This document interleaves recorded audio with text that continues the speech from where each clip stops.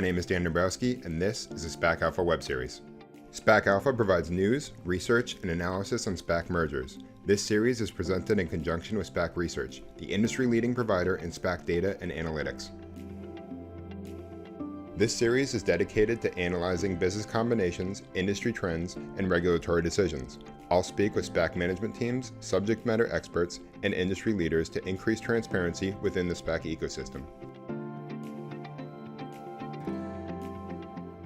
This week, I'm joined by Craig Hurlbert, co-founder and co-CEO of Local Bounti, as well as Ed Forst, chairman of LIII Holdings. Local Bounti is a controlled environment ag company going public via SPAC route with LIII Holdings. We discuss the current state of traditional agriculture and Local Bounti's expansion plans to disrupt the space. Craig, I'd like to jump right in. Could you tell me what Local Bounti is? Well, great. Dan, thanks. It's just great to be with you. We're really excited, Ed and I. It's a great opportunity for us to really showcase Local Bounti. I view Local Bounti really as three basic things. First and foremost, we're a food company. We provide produce to families locally grown by local farmers and local communities to help them enjoy a better product. So at the root, we're a food business. How we do that is by really applying what we'll call breakthrough technology in indoor farming. Indoor farming is here to stay.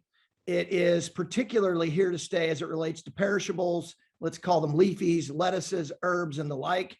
That don't travel very well and don't last very long in our fridge because of the journeys they have to go on. So Local Bounti has invented a game-changing technology. We're a technology company, indoor agriculture. So that would be number two. And number three, we're a sustainability business. We use 90% less water. We use 90% less land, no herbicides, no pesticides. It's, just a superior way to grow things closer to the consumer. So the consumer ends up with a better product in their fridge that lasts longer.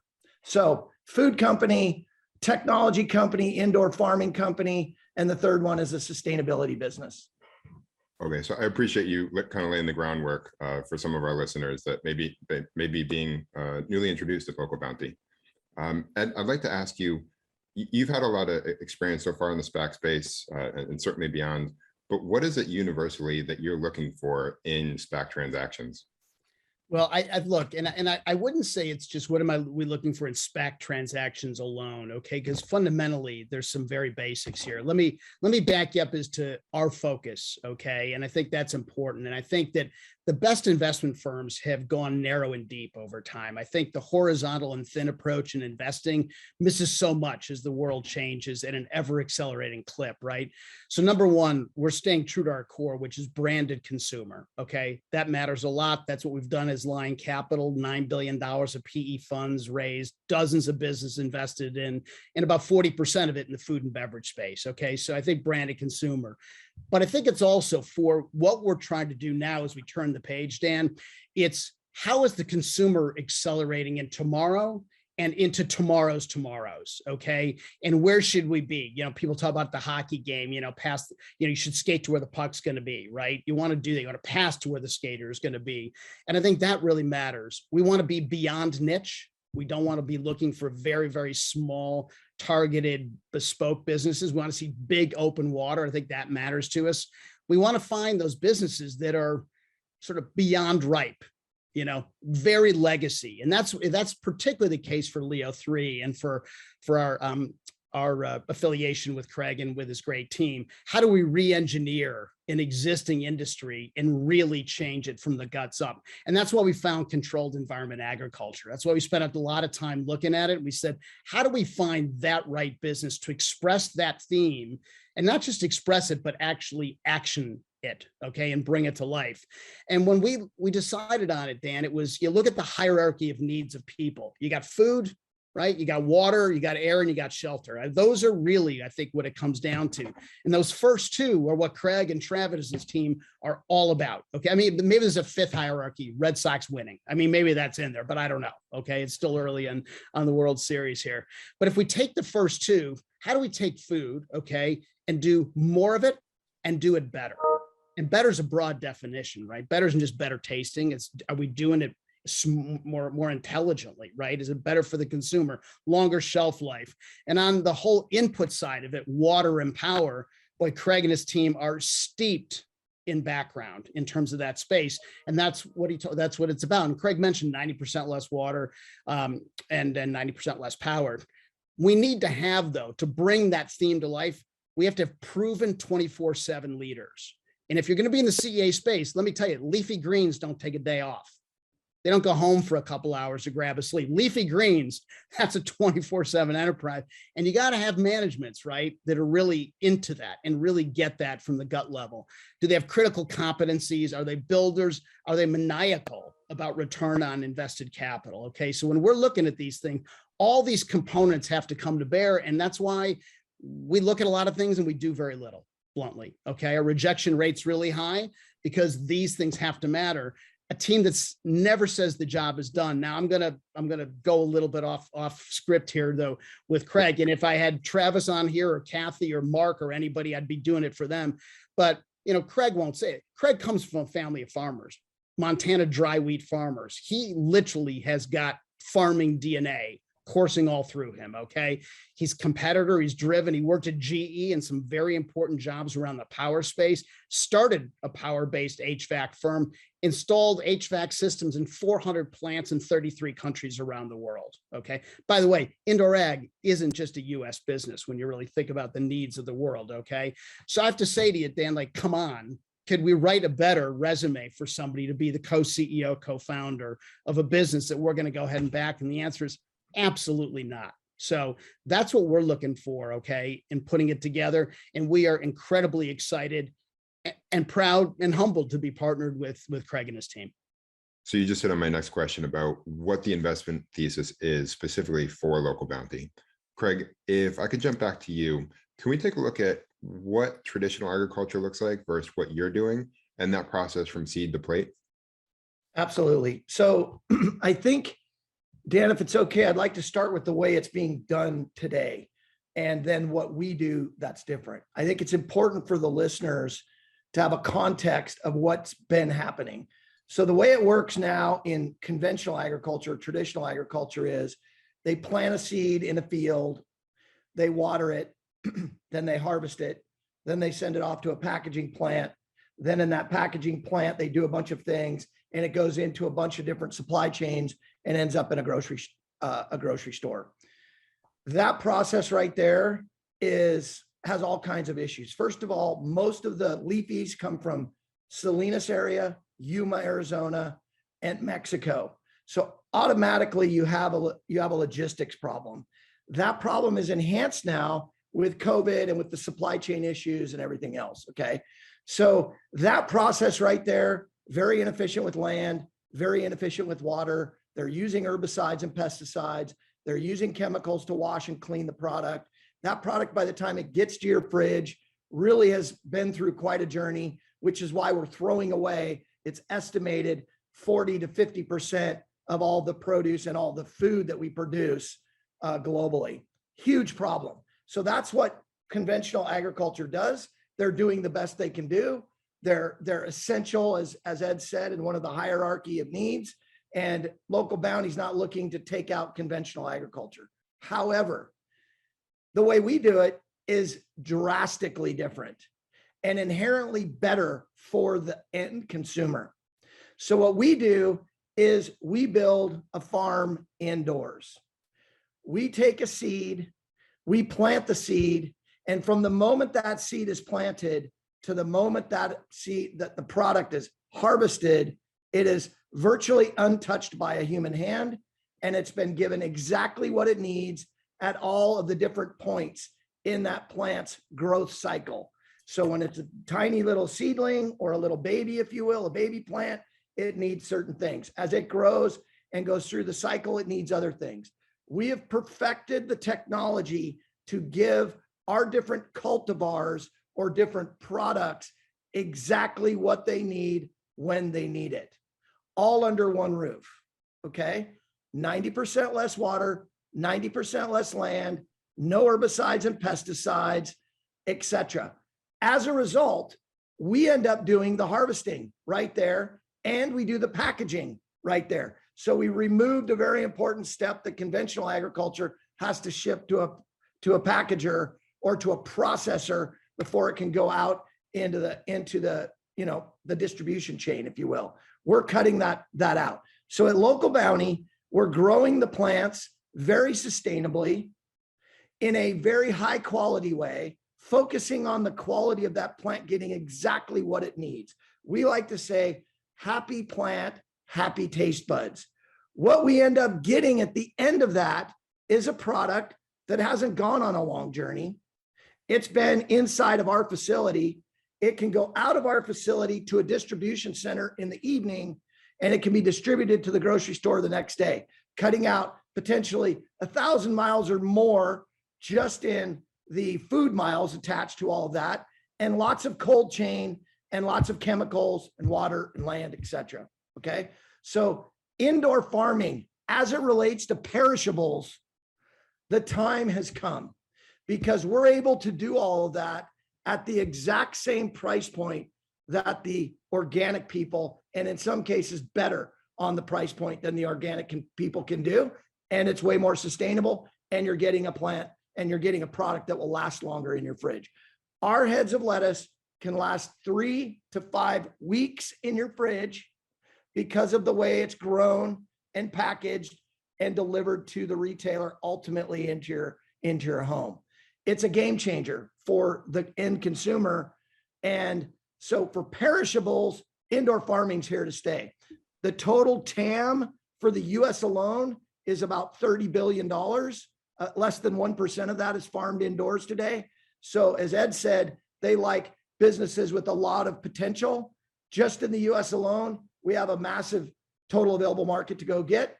And it's also not just a US based business. Hey, Dan, if I could just jump in, because, Sure. one of the things that so impressed us when we went through the facility in Montana is, don't you want your lettuce or your basil grown by people in white coats and hairnets? I mean, you go through the facility, it's like you're in a silicon chip lab, you're in a science facility. That's what it's like. And, when you pull off the shelf at your grocery store, the spinach or the lettuce or whatever, and you read the label and it says, hey, this is triple washed.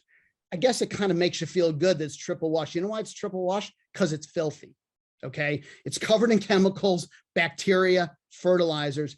These guys, you don't see that on the label because this stuff is pristinely produced. So, I mean, you guys just covered a broad array of topics. If I can kind of bring that in a little bit, can we look at the genetic component of this? How much control do you have over the seeds? Okay, it's a very, very important question and a great question. What I will say to your listeners is virtually everything to do with genetics is all upside to the investor. Okay, so right now the seeds we're using have been engineered for outdoor production, which means they've been engineered to handle things like droughts and other things that happen in the elements. They have not been engineered to be in a perfect environment. And as such, there's tremendous opportunity in the genetic side. So right now we're using seeds that people are using on the outdoor side of the equation. We do have some of the use of proceeds around genetics to help us really hone in on several things. One will be yield, getting higher yields, because we don't need to engineer for all of the bad things that can happen outdoors, because it can't happen in our facilities. Those droughts and things like that, the plant's always going to get what it needs. So we can focus the genetics on yield, on texture, on flavor, and on things that are really going to matter to the customer. That would be very difficult to impossible to do in outdoor agriculture. So genetics is going to be a very important part of Local Bounti going forward. But today, Dan, to answer your question, we're using seeds that have been engineered for outdoor use. So looking at that plays into what changes you've made in order to reduce the grow times already. I heard Travis on your Investor Day call presented by Gateway a little while back that our viewers should absolutely tune in for. He was speaking about how, for example, a head of lettuce, you've reduced the grow time from 26 days to, I believe, 16. And he had also mentioned, I think you're looking at maybe going towards 10 days. What does that look like going forward? Like, what changes are you looking to make? So I think the biggest thing we've done, Dan, on that front, and let's take genetics and move that over to the side. I think people understand there's a lot of upside with potential with genetics for sure. What we've done, and I think I need to kind of start with this. The reason we started Local Bounti 3.5 years ago was because we couldn't find a business that we felt was investable. And the reason for that was really two main reasons. The first one was we couldn't find a management team that we felt was focused enough on unit economics. Maybe that's because we grew up in the energy world. Maybe that's because I had a big job at General Electric where those things really mattered. It was kind of built into my DNA. But we were looking, saying, why are these people not more interested in unit economics? So that was the first reason we didn't make an investment. The second reason we didn't make an investment was at the end of the day, we're building facilities, putting them in the dirt, getting them commissioned, putting people around it, training them, getting it up and operated. And that's an art form. If you don't know how to do that, it's really hard to learn that for the first time. So we didn't see a lot of experience on the building things and getting them up and operating either. So on the first point on unit economics, we did heavy due diligence in the two main ways people are doing indoor farming today. The first one is vertical farming. Okay. With vertical farming, in a nutshell for your listeners, here's what you get. You get a high yield. We were very excited about that. But you also get high CapEx and you get high OpEx. So high yield, high cost. Then we started looking at greenhouse technology, did a mountain of due diligence on greenhouse technology. Here's what we found. It's lower yield, but it has lower CapEx and lower OpEx. So low yield, low cost. What we were back solving for was high yield, low cost, so that we could get our unit economics to a place where we could provide multiple SKUs to our customers profitably. We have to be able to grow multiple SKUs profitably. High yield, high cost didn't work. Low yield, low cost didn't work. So we invented, patent pending. We have a pioneer patent and about 11 other patents around it, something called stack and flow, where we took the very best of vertical farming and the very best of horizontal farming. We combined them together and we're able to get 1.5 to 2 times the yield of our competition. And so without that mindset of back solving for unit economics, we would have never figured that out. Vertical, horizontal, at scale. And it allows us to build out our platform distributedly across the United States where it needs to be. We're focused in the Western United States to start with, but that allows us, this technology, these great unit economics, allow us to have a distributed facility profile so we can call ourselves local. So it was all about finding and back solving for high yield and low cost. So can we back up a little bit? Sure. I understand what you've done so far to implement all these changes to reduce that grow time. But do you have a few bullet points that you can walk through of what you're looking at to make improvements going forward to reduce the grow time and still keeping the quality of the product the same? Yes. Okay. So we don't really get into this because this is the secret sauce. It's the trade secret part of this whole equation, Dan. But what I can tell you is this business, in all 4 corners of the business, makes every decision from an ROIC basis, a return on invested capital basis. And so we are constantly looking at ways to get what I'll call cycle time out, or days on our pond out. And we're doing that through all kinds of IQ and talent we have in our business by looking at all kinds of form factor. We're looking at different types of seeds, even though genetically, there's still, most of them have been engineered for outdoors, we talked about, but we really don't get into this because this is really the secret sauce. And in addition to our patents, there are tremendous amount of trade secrets that we've uncovered. I will say we have 8 cultivars or 8 SKUs that are now within 90 to 95% of our 2025 pro forma projection, way ahead of where we thought we would be. And it's because we're really working hard on figuring out what we can do with the way we're doing it with stack and flow to get more yield at a lower cost. That makes sense. I want to jump back to another point that you had made about expanding your facilities. Again, listening to the presentation that you were giving, I couldn't help but wonder, what is it that, why can't you just retrofit existing facilities? Again, going back into that special sauce, like why do you need to build new ones? Yeah. So I think there's a couple of reasons. Number one, I would say, first of all, we're really asking about what is really the moat for Local Bounti, and can you retrofit, stack, and flow? And the answer to that question is it's very difficult to retrofit. There may be possibilities in the future with technology advancements that we're working on. It's something we're looking at. But right now, everything in the dirt today would be hard to retrofit, okay, or harder to retrofit. And they may not have the locational profile that we need. The whole concept of site selection for us is a big deal. It's very complicated. It's very detailed. And it gets down to a lot of different things. Climate being one, obviously elevation being one, water, permitting, power, all of these things. So you can't just go out and buy a facility somewhere and buy someone else's mistake on site selection and then try to make it work magically with the retrofit. So the way I look at it, Dan, is everything in the dirt today is going to be hard to retrofit.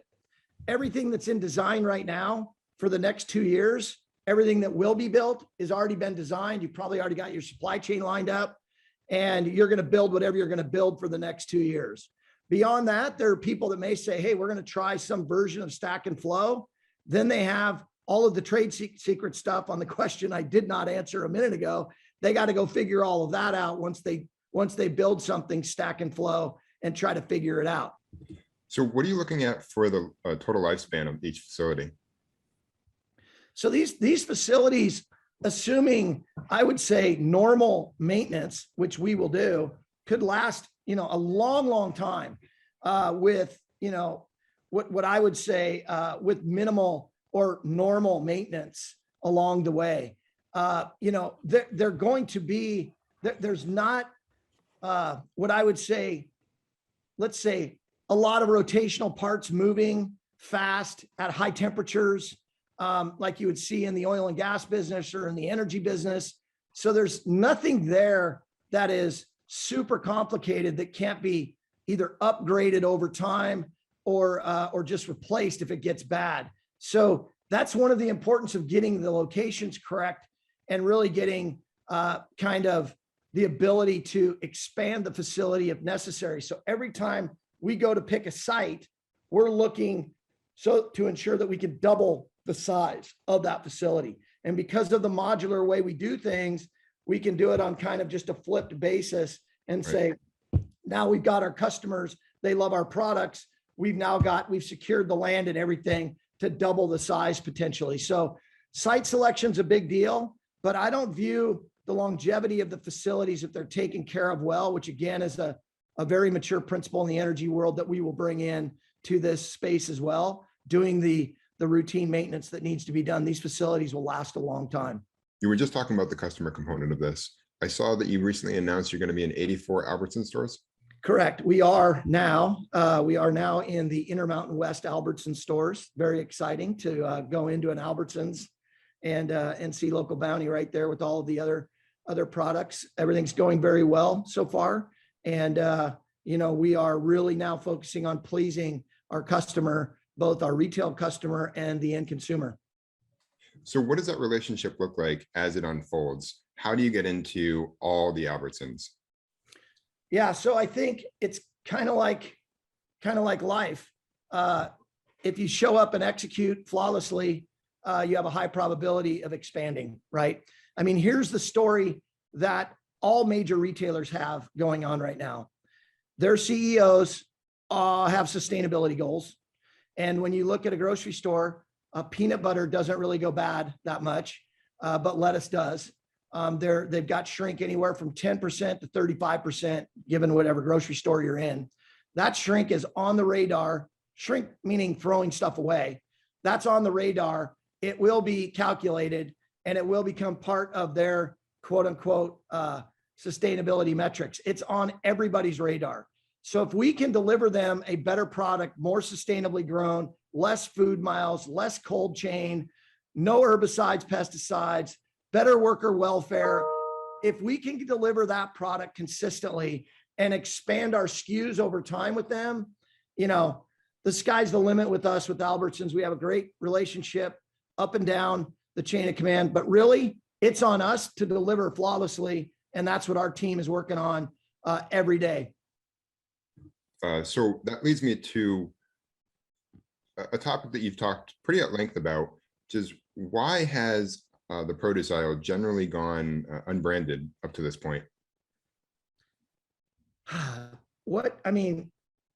It's kind of mystifying, isn't it? It's mystifying that when you go in, wherever you are, and you look at the produce aisle, there's really no brands you can connect to there. It's strange. However, it's a huge opportunity for us.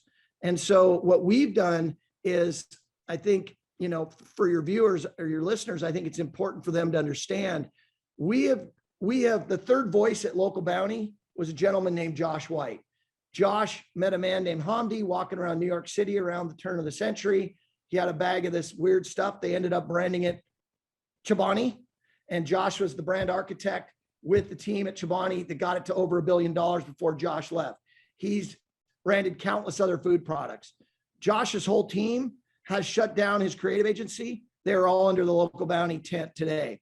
They are beyond excited to be able to bring a brand into the produce aisle. Why it hasn't been branded to date, I don't know. I can only guess that consistency in product and being transparent with the consumer is difficult. So if you have a big brand that's selling everything from pineapples to lettuces, you really don't want to be attached to an E. coli breakout or something else that goes on in the produce section. Okay. So that could have something to do with it, just fear over the bad things that can happen in the produce section. Okay. However, with our product and the way we're going about it, we have no fear as it relates to our product. We know what the product will do, how the product will stand up. And we're going to say to the customer, buy Local Bounti, taste it, see our logo, taste it, enjoy it, feel it, watch it behave in your fridge, and then come back and buy the next product. Then buy all 8 products, and then buy all 30 products, and come back to the grocery store. Like I go to certain grocery stores for certain things because I know they're there. We would like to think we're going to be a big value add for our retail partners by pulling in customers because they're going to identify with our brand, not just because of the way it tastes, but because of the way it's grown locally by local people, more sustainably, better texture, better flavor, all of that. It's time for a brand to really come out for people to connect to with complete transparency on how that product was grown and how it will behave. So is there enough data yet on what your end user demographic is? We've done a lot of work on that, a lot of work in this area. And I think maybe we can save this for our next conversation because we view that as very proprietary, but we know exactly what our end consumer, not the retailer, but the end consumer is actually thinking and what they're looking for in their product. Let me give you a preview. They're looking for good value that's better for their family and better for the planet. That's what they want. If they can get that at a similar price point, they will never turn back. And all of that is going to be built into what Josh and our marketing team are doing as it relates to the Local Bounti brand. Completely understandable. I'd like to sidestep here. And as we're looking at the branding of the produce aisle, can you walk me through how you look at your competition? Great question. And it's a challenging question. I guess I'll start by saying, obviously, I think your listeners are probably interested in our view on App Harvest or Arrow Farms or people like that. And, to us, it was all very predictable what's kind of played out, and is why Travis and I didn't make an investment 3.5 years ago and decided to start Local Bounti. That's kind of the elephant in the room. But we view App Harvest as effectively a contract tomato grower. They grow tomatoes and they go to market through Masternardi. They couldn't be further away from what we're doing. We're doing produce, leafies, with a brand, with retail partners. We're in 500 grocery stores going at it that way. So kind of a completely different business model, if you will, and a completely different management team with different skill sets. So that's us to App Harvest. Us to the indoor folks, I think there's room for, let's say, several indoor players to emerge winners because the market's so big. So we don't really view ourselves against the indoors as competition, even though we believe, because we built the business backwards from everything we learned from Arrow and these other people. Arrow's been in business for 17 years, right? They've raised $200 million or more, and they still don't have positive gross margins. For example, Local Bounti in its first year of operation at our very first facility, positive gross margin. It's intentional. We built it backwards that way. So I don't think the indoors are really who we're focused on. I think we are focused on kind of the big dog in the room, and that is the traditional or the conventional agriculture produce folks. And I think they're even seeing this as something that's inevitable. I think, Dan, we have a relationship with Cargill. Cargill is invested in us in two really important ways. One is we have a $200+ million debt facility with them. I know you want to talk about that potentially in a little bit, so I'll leave that there. They're also invested in our pipe. To have Cargill do their due diligence and make a double commitment to Local Bounti really tells you everything you need to know about where we fit in the landscape of indoor farming. So that's that. I think they also recognize that traditional agriculture has 99% of the leafy world, and that's going to change over time. It's just inevitable because of the reasons we've just laid out. I think that's a really important distinction to what it is that your competition is versus what it is not. Could you speak towards somebody like Amazon coming into the space, or maybe through Whole Foods? Do you view that as a threat or an opportunity? Yeah, I mean, Amazon's such an amazing business. It's just impacted so many different industries. It's hard to imagine that it won't, have a role in this industry, but they're going to have the same challenge everyone else is going to have. Let me put it to you this way. I could go on my Amazon Prime right now and order a Phillips screwdriver, and it'll show up tomorrow afternoon from some distribution center nearby, right? No problem. That screwdriver will last 100 years. It's not going anywhere. It's not perishable. When you come to perishable items, it gets a little more complicated. And I think one of the things people are going to have to figure out is this concept of where to place these facilities. We're in conversations with very large names that all of your listeners are familiar with the whole concept of, call it a 3-wall facility, where Local Bounti has 3 walls, they have 3 walls, and in the center is a shared wall with a big door in the middle. Product comes out of our facility, goes into their facility, and you cut down on everything that happens before it gets to their distribution facility. It's literally a foot to go from ours to theirs.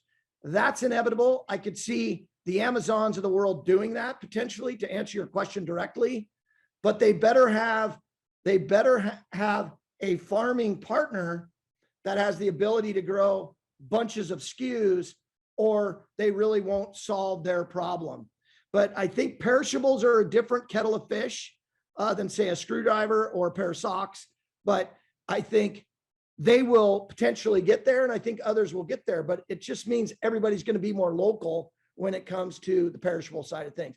One thing I should mention, when we were doing our due diligence, we kept hearing that word over and over again: local, local, local. And I think it was so important we built it right into the name of the company. Your question on Amazon, they're going to have to be really, really local in order to be successful doing that. So you're introducing a new topic, looking at the logistics of everything. If you're looking for the local component, are you able to match orders that are coming in with the grow cycles? It depends. The perfect scenario for us would be someone just to take everything we grow, right? But because our cycle times are so fast, we do have flexibility in the way we can, let's say, move orders around and deliver and meet customers' needs. So yes, that is definitely a possibility. It would be very, very hard for a traditional farmer to plant their lettuce and they've got 1 or 2 cycles each year. It'd be hard for them to shift midstream, whereas we have a much higher probability of doing that successfully. So yes, we can do that. That's possible. But I think what's even more interesting is, could we solve certain people's problems through technology? Could we grow lettuce that tastes a certain way for a certain customer on a very large scale? The answer to that is yes. That's going to happen in the next bit of time. So there's going to be a lot of technology that's brought in on the indoor farming side. And one other thing I'll mention that I think is really important: indoor farming may not grow dryland wheat like where I grew up on, as Ed discussed earlier. It may not grow dryland wheat all the way to the end, but it may help the dryland wheat farmers be more efficient with what they are doing. So there's also a thread of opportunity for us around huge traditional farmers, not in the produce section, helping them become more sustainable by utilizing our technologies. And those conversations are in the works literally as we speak. Right. So multiple aspects of de-risking. I'd like to jump over to the financial component. You're looking at projected revenue of about 1 million in 2021. Could you speak towards what your projections are going out to 2025? Of course. So really, our revenues are driven by our ability to get facilities up and running. Okay. So that's really what it amounts to. When we have a facility up and running, we will put that product into the market and incur revenue. So our projection for next year, well, for this year, is based on our facility in Montana. For next year, it's based on our facility in Montana and a partial year on our Pasco facility in Washington. And so we are already in conversations with customers that will take product out of that facility. And so it really gets back to the point I made earlier, Dan. You have to have experience selecting good sites, selecting good contractors and partners, having solid people inside your organization. So you get things up and running, get the people hired, get them trained, and please your customer. If you can do that, the revenue will be there because the market is really clamoring for our products. So that's very exciting to us. But your real question is, can we deliver? And it really comes down to managing that construction process and site selection process effectively. Now, the trick is, we're in a lot of conversations right now with a lot of different people about, hey, what do you think about putting one here? What do you think about putting one there? And those conversations are ongoing. And candidly, they're fun conversations to be in. And what do you think are your biggest risks? I think that's a great question. I think if you don't say supply chain in today's world, I think that you're probably missing the reality of what's going on. I do think that, as Ed touched on, we delivered 2,200 modules across 33 countries in the last 15 years. So just a tremendous amount of experience dealing with vendors and partners and supply chain and all of those challenges. Our head of construction left Amazon. He was their head of construction. He's now at Local Bounti, which is mind-boggling. We could attract that kind of a talent. Very exciting. His name is Mike Shaw, tremendous talent. So Mike has a lot of experience. I've got a lot of experience. Our team has a lot of experience. So it just comes down to day-to-day managing, your partners. And I think one thing that helps us is when I talk to a partner, some people call them vendors, I'll call them a partner. When I speak to a partner CEO, here's what I get to say. Local Bounti is going to be the premier indoor agriculture company in the world. Here's why. We have a differentiated technology. We have an amazing team, including our SPAC partner, LIII. We're going to be publicly traded. We've got Cargill under the tent. We have all of this great stuff going for us. Do you want to be a part of that or not? If you do, it's highly likely that you will be sole sourced and you will become a partner and we will just run down the path together. That means when you go into your supply chain like that and link them to you, you have a higher probability of them really being there when you need them. So I would say supply chain is one thing. I think the other thing too that indoor ag has struggled with is simple things like finding people to work in the facilities. I mean, you won't see us build a facility in a major metropolitan area because, I mean, it's just harder to find workers that want to be in a farm. We're going to Pasco, Washington, where farmers send their kids to Washington State and they come home and they want a place to work back in Pasco. Washington State's a great agricultural school, tremendous talent in Pasco. So we look at where people are going to be and where we can secure the talent we're going to need to deliver. So de-risking is something we're looking at every day, Dan. And I do want to add some more context to that. You're looking at the global supply chain issues that everybody's experiencing and how you're de-risking that process or circumventing it through how it is that you're executing. Correct. Yeah, because some of our technology is not does not have an origin in the United States of America. It's coming from other places. And so we've got to have, I mean, for example, Dan, we commissioned our first facility via Zoom and FaceTime because the folks that were from Europe on the greenhouse side of it couldn't get into the country. So, I mean, it's a pretty amazing testament to the human spirit and the culture of Local Bounti that we got everything up and running on Zoom and FaceTime. That's pretty astounding. And yet the plant's running great. So there are a lot of ways to work around issues. Now, I should mention this too. This is a really important point. We started slow, built a smaller facility first, so we knew exactly what we had. And now our facility, we're building our second one, will be 3x plus bigger than the first one. And so the concept of going slow to go fast later is a very mature principle in the energy world. You don't see people building huge facilities and then wondering if it works. You build something smaller, prove it out, and then you go bigger. And so that's a principle we stole from the energy industry. Conceptually, certainly makes sense. Ed, I do want to jump over to you. Could you speak to the closing conditions? So, this is quite simple, and I think we feel really good about this. We have a minimum cash condition of $150 million, Dan, in the deal, and the pipe we've raised, which is really, we're really proud of the mosaic we created of industrialists and real institutional money investors as well as individuals, is $125 million. So the gap there is incredibly tight. Now, what should viewers take away from this conversation? Well, Dan, I think the first thing I would say is there are some serious differences with Local Bounti than what else has come out ahead of us. And I hope that they can see that Travis and I and the LIII team, we've kind of built this business backwards from what we didn't see in the industry. And namely, a focus on unit economics, namely the concept of local, namely the whole idea of having a branded product.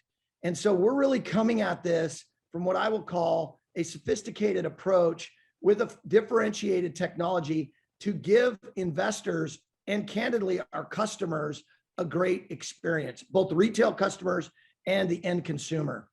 I think the other thing I would like to say is the way we have structured the deal has led to the quality of the transaction. Our SPAC partner has been a perfect fit. Our pipe, as Ed just touched on, has very high quality component attached to it. And that was intentional also. And I believe part of it is rooted in the fact that the way we did our valuation, we believe there's asymmetrical upside to the investor because of the way we put the valuation out and the way the business is really kind of what I would say poised to really take off and really show what indoor agriculture and what the whole industry can do. In addition, I believe the worm is turning on traditional produce and the way things are grown and distributed. And I think customers and individuals are just becoming more aware and more interested in what they're getting and how it's being grown. So that's just, a high level from me. Ed? Yeah. Yep. Thank you very much. And look, how many guys, Dan, who have farming at their roots, coursing through their veins, can also talk about asymmetric economic outcomes? Okay. I mean, when we find the team that puts all of this together, where they've got absolute core competencies, but they can drive it that way as well and bring the science to bear, that to us is what we were looking for, and what we are looking for, is the LIII franchise. When Travis walks through the plant, and I can hear him mumble to the plants as they're going along, "Hey, butter lettuce, your days are numbered." I mean, these guys are really focused on making a difference.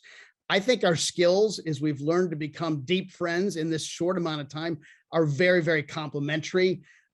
This team, and I want to emphasize this, these are not public company rookies. One of the other things in the SPAC space, Dan, is the team ready to be public company? Are they game ready for that? And this team, and Kathy, the CFO, who's done all of this before, not the first rodeo, as they say. So we feel really, really good about that. The chemistry, I said, is great, damn near perfect among us. I think there's shared values, missions. Hell, we're wearing the jersey today, the Local Bounti. We're game ready. Okay. So I feel this thing puts it all together. When I check, not that there's a laminated card, Dan, as to how to do these things, but I tell you, when you go through it, I don't think we missed a damn thing. We're really proud of this affiliation, and we look forward to being able to have many, many more investors participate after this deal closes. Well, with that, I certainly appreciate you both joining me today. Thank you, Dan. And hey, thank you very much for the time, and appreciate it.